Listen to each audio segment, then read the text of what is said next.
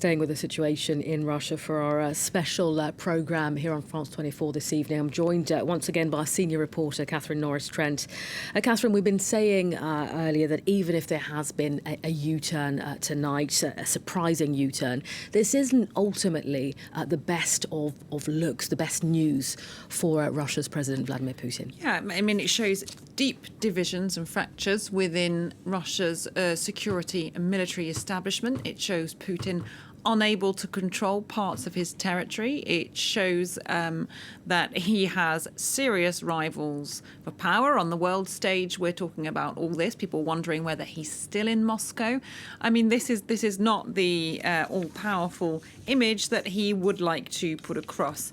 It's still very intriguing, though, if it is indeed the case. It's very early days. I think we should remind our viewers that, this is we have to be very sceptical about information we're getting from all sides. It's very difficult to know who to believe with this information in Russia. Of course, very much a communications war as well, and lots of unverified information going around. But if it is indeed the case that Wagner are pulling back, as it seems, then what was in the deal that was apparently negotiated by Belarusian President Alexander Lukashenko? What was his role in it? Was this all orchestrated? Was it a last-minute change of events? What are we actually seeing here, and who will come out as the power broker on top? We don't know. I think it just really shows the cracks in the Russian security and military establishment have deepened to a level that we have not previously seen, where it seems to have raised questions about the possibility of the future existence of the Russian state in the form that it was in.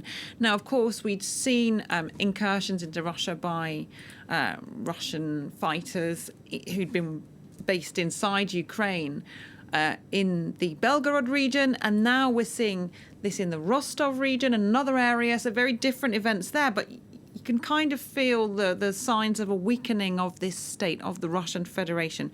In Ukraine, that's what many Ukrainians are hoping for. They'll tell us, in order to try and win this war, they see that they don't only want Russia to pull out of all the territory it's occupied, not just in 2022, but since 2014. But they want Russia to be fundamentally weakened so that it can't attack them again. I mean, let's stay with Ukraine, because it's interesting to see how this news of this U-turn by Wagner forces is likely to play out in Ukraine. Earlier, we heard from our correspondent that there was, a feeling of kind of hope that had been generated to see these cracks, and this kind of fractious environment within Russia. However, that could put a dampener on things. Absolutely. I think people in Ukraine, the ones I've been speaking to, first of all, they're very sceptical about news coming out of Russia, what they can believe, what they can't believe, what's a manipulation. They're very weary of the war, clearly. There's a huge amount of news, as Galliford Cragg, our Ukraine correspondent, was saying earlier. So you kind of get inundated when Ukraine with different reports from the battlefront, this from Russia. I mean, this had got people glued. A lot of people, in typical Ukrainian style, were posting memes about it very quickly of President Zelensky back when he was an actor. There's a video of him sitting down to watch TV eagerly with beer and a popcorn. So that's been going around. There's a lot of humour about it, and I think it was met with a bit of optimism and glee that things could be going wrong for Putin inside Russia. So now the news that there is this about turn, if indeed that is confirmed, will clearly not be perhaps the news that people were hoping for. I mean, people would very much like to see Vladimir Putin gone in Ukraine.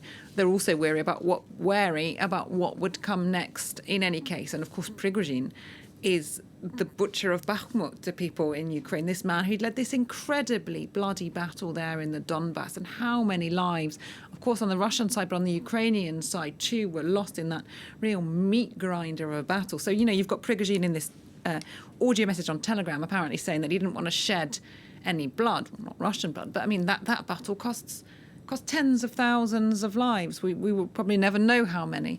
So I think people will be wary about the news. I mean, if you just look on the military point of view, if this had gone on for several days or weeks or really escalated, it would have probably seen a significant number of Russian troops being deployed away from Ukraine, away from the front lines there, to try and prop up the Putin regime. And now, if there's been a negotiated settlement, it doesn't seem for now that would be the case. So if you're a Ukrainian military planner or a soldier, well, that's not going to be the news that you would hope. Catherine, I just want to bring in Peter Zalmayev, who's director of the Eurasian Democracy Initiative.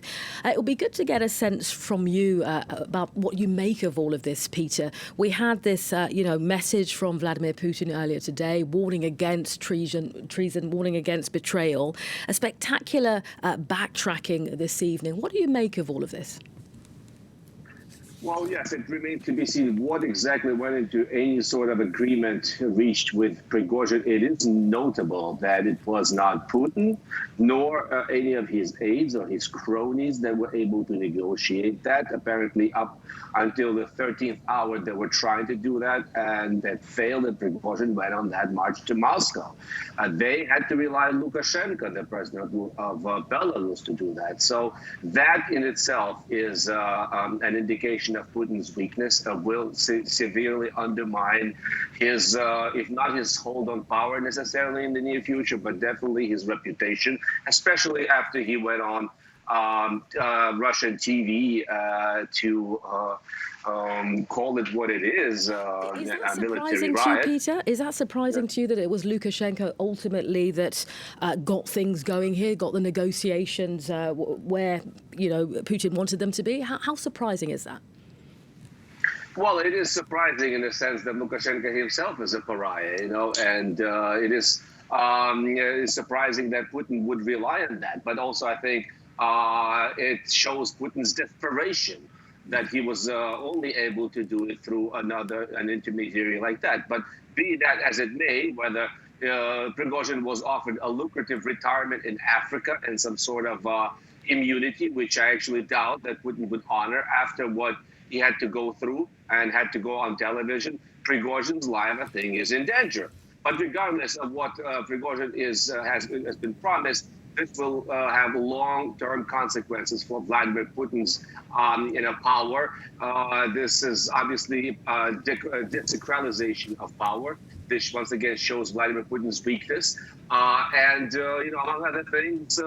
It will eventually, even though as our colleague in the studio mentioned, Ukrainians were hoping for a better outcome. Still, this shows that the Russian army continues to be demoralized and will probably be more demoralized after this. So it will, I hope, help Ukrainian counteroffensive. I mean, this isn't the first time we've seen the rather impulsive side of Prigozhin. We'll remember back in May when he was talking about the fact that his troops hadn't been given the correct material to be fighting in Ukraine. This time he's made reference to corruption, lies, bureaucracy within, Russian leadership. Well, what's he referring to ultimately in all of that? What are his real gripes? His real gripes, I mean, this is something that, has made Prigozhin a popular figure even in Ukraine. Be it as it may that he is the butcher of Bakhmut. He is one of the few people in Russia who has actually spoken and said some true things. Vladimir Putin's system is corrupt through and through. And first, if you didn't want to believe Navalny with his exposés on YouTube, now it's on the other side, the so-called party of war that is saying the same thing. The army is no exception. The army is part of Russia, so is the army. And Prigozhin has been saying that, over the years, these characters like Shoigu, the defense minister, he worried about nothing else other than enriching himself, enriching the top cadres, whereas the army remained an old sclerotic Soviet-era institution that it's always been. And what they said about it being the second largest army in the world, well, it turned out to be a Potemkin village in the early days of the Ukraine war. Earlier in the day, Peter, a lot of analysts referred to this as being a defining moment within, Russian politics, if you will. The fact that somebody, Prigozhin in this case, had dared to announce a mutiny. Despite the backtrack, is it still a defining moment? Is it still putting the spotlight on some issues within Russia's political circle? Absolutely. I mean, once again, it shows that, well, first of all, I mean, you have to say that you have to make clear that Prigozhin is a product of Vladimir Putin, is a creation of Vladimir Putin. He started out as Putin's cook. Then he became his troll, and he became his misinformation operation. So it's all the way through. It here has been, a personal project of Vladimir Putin. So Putin bears direct responsibility over this. So I think going forward, when he cracks down on Prigozhin and his people and anyone who may have been sympathetic, the only solution for Vladimir Putin to continue to cling to power will be more violence, will be further tightening of the screws, further repressions, making the system ever more brittle. So no matter how you look at it, Vladimir Putin's hold on power will be under increasing strain and under serious question. Peter, I'm just going to bring our senior reporter, Catherine, back in here. Catherine, we've been asking the question already this evening. Where does this leave the Wagner Group going forward? Is there any comeback from this? Well, it looks like, I presume, one of the things that Prigozhin would have negotiated for stopping the march on Moscow would have been keeping control of Wagner as a private military group. It had been ordered to integrate into the Russian army. Prigozhin was refusing this, and he's put this as his pretext, main cause, for going into taking Rostov-on-Don and then going up to Moscow, showing their force. So one would imagine, although we will have to wait and see, again, very early days here, that would be number one on the list of negotiations, is that he gets to keep control of Wagner. And of course, he would want to do so for his own personal security, because without his own private army, I would say his days would be numbered, if not his hours would be numbered. I mean, I don't think Prigozhin should go near any windows anytime soon, if I can put it flippantly. I mean, I think now all the actors are going to be very paranoid. There's going to be a settling of scores for this. This isn't the end of this. It might be the end, perhaps, of this march on Moscow. But in terms of the political power dynamics and the backstabbing and the ramifications of this, Putin's not going to forget. So this will have, by the way, very long legs. It's going to keep going for some time. Wagner, wait and see what role they'll play in the future conflict. I mean, I was going to say that, Catherine, in terms of the offensive or non-offensive, the invasion in Ukraine. Ultimately, can we see Wagner still continuing to play a major role as they have done to date? So Prigozhin had said that his men were basically being used as cannon fodder, which they were in Bakhmut. They were being used as expendable lives to try and gain meters of territory, which basically, in the end, is what pushed them forward to be able to take that town in the Donbass. And he said, we're not going to do that now. We didn't have the right ammunition. We didn't have the right equipment. So it'll be very, very interesting to see whether they are, in fact, redeployed onto the front lines somewhere, and to see what kind of role they'll play. Will they be using that capacity again?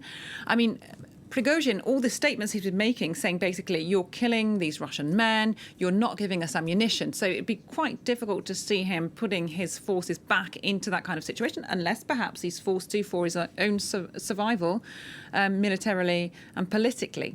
We'll basically just have to wait and see. Immediately, I would say no. Long term, possibly, depending on how powerful Prigozhin is and what he's obliged to do, if anything. I mean, Peter, if I just bring you in for a final question here. There was talk earlier, rumours again, and it remains to be seen, about whether Prigozhin had some backing within the Kremlin, whether it was that gave him the momentum to dare ultimately to, announce a mutiny in the country. What do you think about that? That's very plausible, and if he had any plans of actually carrying out his plans to the fullest, and in fact reaching Moscow, which has traditionally been very hard doing from the south, so that was another questionable proposition. But I think all the expectations were that indeed he had a mole, had some kind of a faction within the Kremlin that was waiting for him to open the gates, so to speak, of the Kremlin to him. Well, it turns out that never really worked out that well, but still does not rule out the possibility, and Putin will be aware of it, that there are some moles inside, some fifth columnists, and that's something he will be on the lookout for. And this brings back the years of Yevgeny Prigozhin, the anti-Erdogan plot, if you remember, a few years ago, which Erdogan was able to successfully fight against, but at the cost of a massive round of repression. And this is something very likely we'll be looking at in the days, months to come, another round of repressions and witch hunts in Russia. All right, on that note of another round of repression, I'd just like to remind our viewers that we have been talking about the chief of Russia's Wagner Group, who's ordered his mercenaries to halt their march on Moscow to avoid shedding Russian blood. That move then marking what we've been saying this evening is ultimately a spectacular U-turn by Yevgeny Prigozhin, who earlier had called for a rebellion against Russia's army. Well, I'd like to thank Peter Zalmayev, director of the Eurasian Democracy Initiative. Thanks very much for sharing your thoughts with us this evening, Peter. And also here in the studio with me, France 24 senior reporter Catherine Norris-Trent. Thank you to you both. Thank you to you at home for watching our special edition on those evolving events. We'll have more for you at the top of the hour. Thanks for watching.